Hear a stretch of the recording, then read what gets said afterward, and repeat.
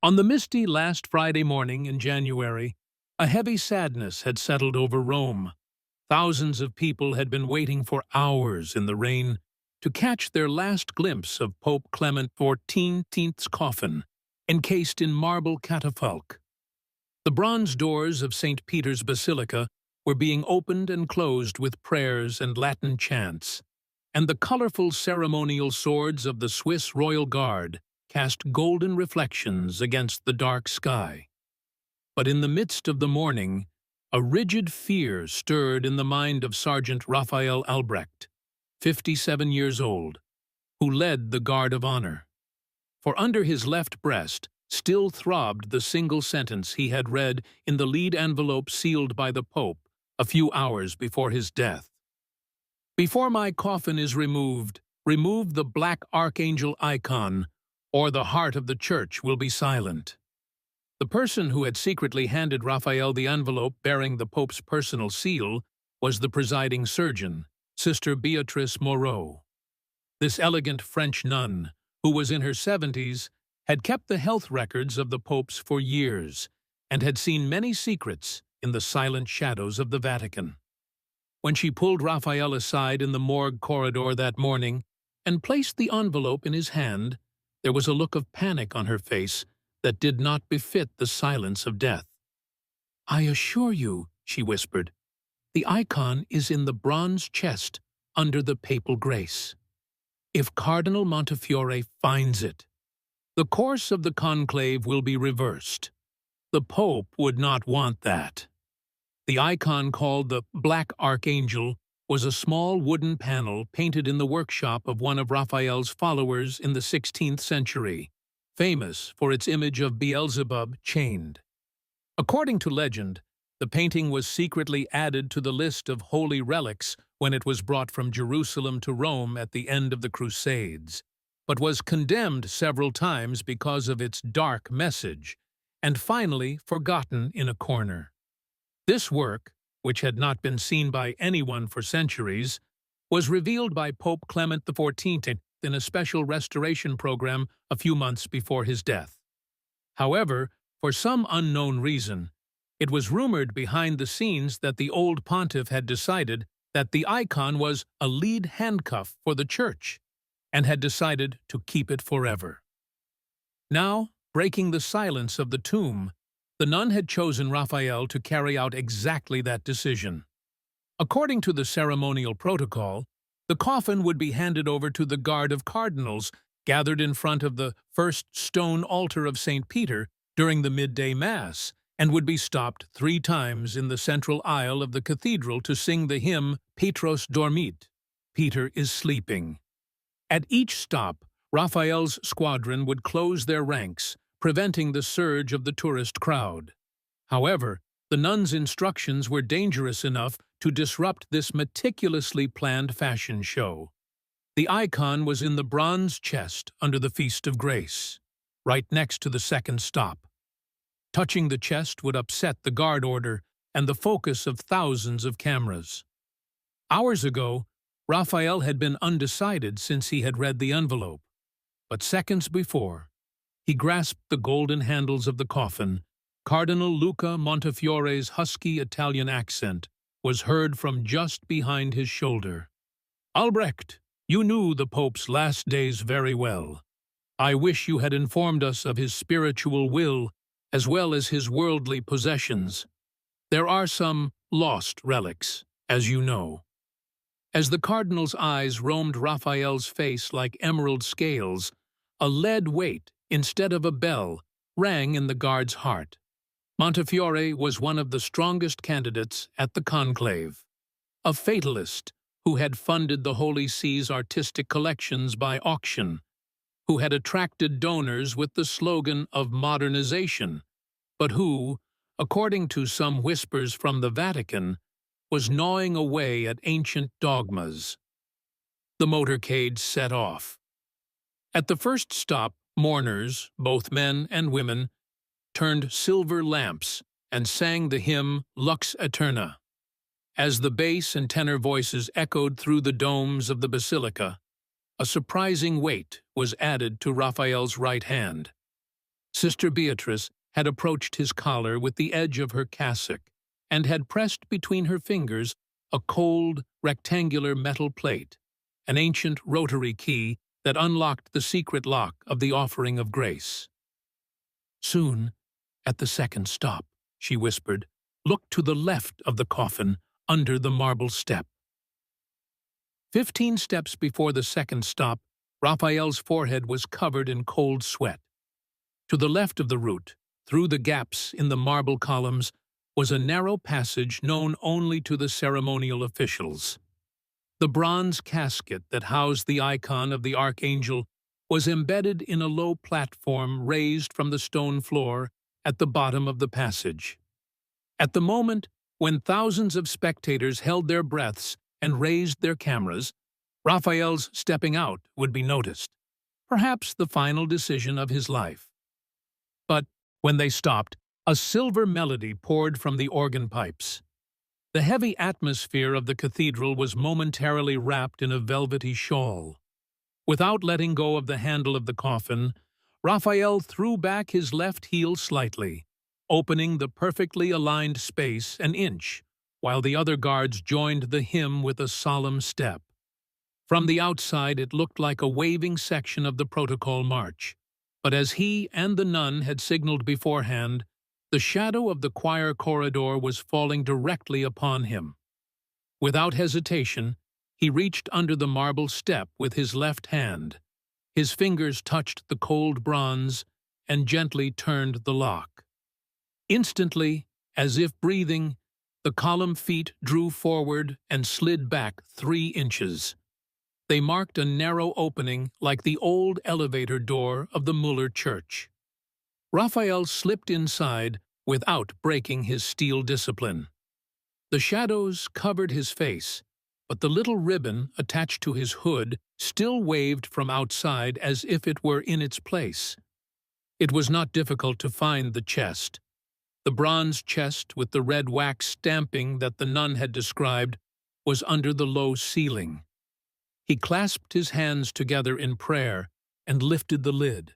Inside, a small wooden panel painted black depicted an archangel with gilded wings, scorched as if burned. But what really took Raphael's breath away were 3 Latin words, carved with bare nails on the back of the icon. "INVERTITE CLAVES. Turn the keys upside down." The words were a direct challenge to the crossed keys of Peter, evoking a shadow-matched black and white version of the gold and silver keys that are the central symbol of the Church's coat of arms, as if confronting him with a secret manifesto that said, "Turn the authority of the Church upside down." If Montefiore and his supporters had shown this to the public, they could have manipulated the masses they promised reform under the guise of subversion of dogma. Instead of panic, Raphael felt an unexpected clarity. He remembered the Pope's final Mass before he died, in the old man's shaky voice. "An empire does not stand, but the hand that turns the key." The moment he wrapped the icon in his cassock, the column at the entrance to the passage creaked. When he re-emerged into the light, Cardinal Montefiore was waiting at the head of the coffin, looking at it with a look of frightened anger, as if he had just noticed a gap. "Guard," he said harshly, "it is not the duty of anyone to break procedure. We will check under the marble steps." As Raphael tucked the icon into the left-hand pouch of his cassock, he felt the crowd buzz with applause and sobs. Meanwhile, Sister Beatrice added a new act. Bending over the coffin, she placed a small pillow with the Pope's handwriting. The last thing, when the bottle of rose oil she had hidden under the pillow was opened, the strong scent forced the audience to step inside in awe. The crowd wavered for a moment. The guards broke ranks. The cardinal lost his gaze. Raphael's remaining task was to lose the icon permanently. The safest place was the service elevator that descended to the Pope's cemetery on the cathedral's crypt. Immediately after the 3rd stop of the service, the coffin would be placed on the cathedral's central revolving platform. During this time, the guards would change rotations and the press camera feed would be revised with minimal interruptions. Raphael, at the moment of a warm exchange of guards with the brother guard Max Busch, slid the icon in its chasuble from its armorial bag to its base belt. It crossed the protruding stone corridor leading to the elevator in seconds. Once down, he adjusted to the gloom of the crypt without the need for a flashlight. The mosaic walls swam like ghost fish, thanks to the white candles reflected in Gregory XIII's marble sarcophagus. The traditional way to bury the icon was to place it in the stone cavity called the Sapientia Crypta, the pit of wisdom, which was used as a temporary ossuary according to the old Vatican rules. The objects placed there were only opened at intervals of a century. Raphael pushed the icon into the bone dust in the cavity, and then drew limestone sand over it. He was just walking away when he heard a harsh voice echo off the damp wall.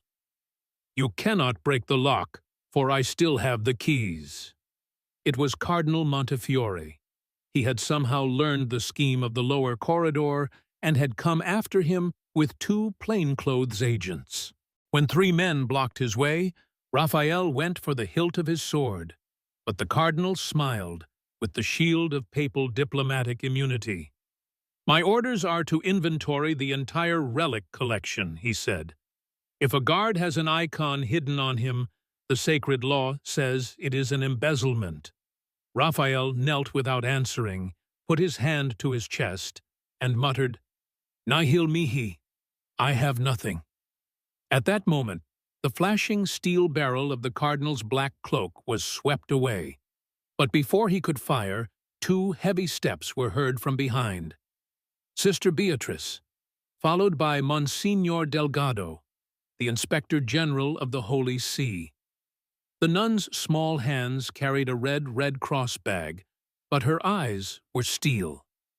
"Montefiore," she said, "I signed the Pope's death certificate. I personally sealed his will.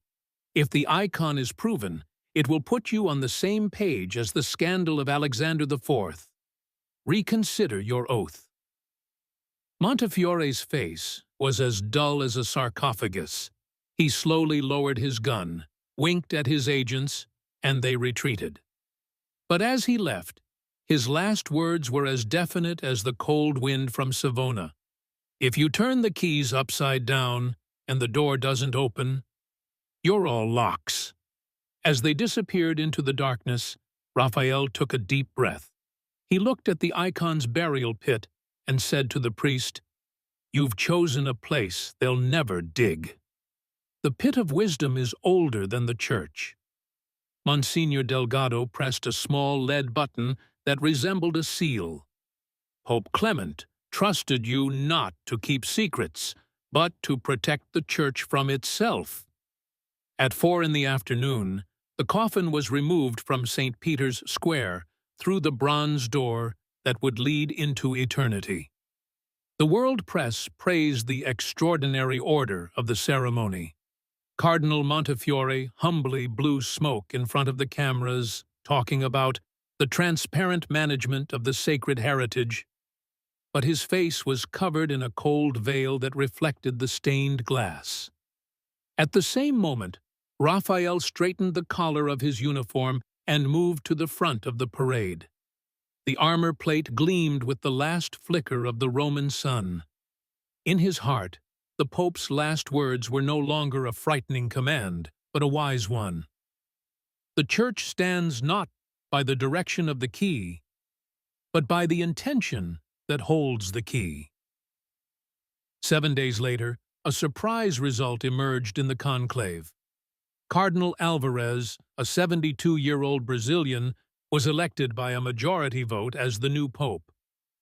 "We will catalogue the temple paintings, but some paintings must be preserved only in the heart," he said in his first balcony speech. The words pierced Montefiore's future like a dagger. When Raphael Albrecht returned to his morning vigil in the Vatican gardens, Sister Beatrice brought him a small, unsealed envelope. Inside was a single line. Invertite claves. You turned this upside down, the lock opened, the door closed. Thank you, my silent brother. Raphael lifted the envelope, and they had attached it to the old bell tower overlooking the dome of the cathedral.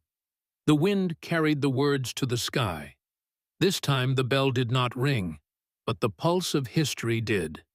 Silent, invisible, small as a dark icon, and yet large enough to dominate time. The guard, his duty accomplished, saluted without unsheathing his sword. For some victories are as quiet as an inaudible breath, but as long as a lifetime. And perhaps, for the first time, the stone walls of the Vatican listened to his song without a whisper.